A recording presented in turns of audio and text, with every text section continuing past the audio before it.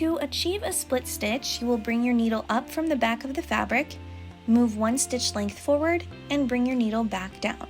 This is your initial stitch.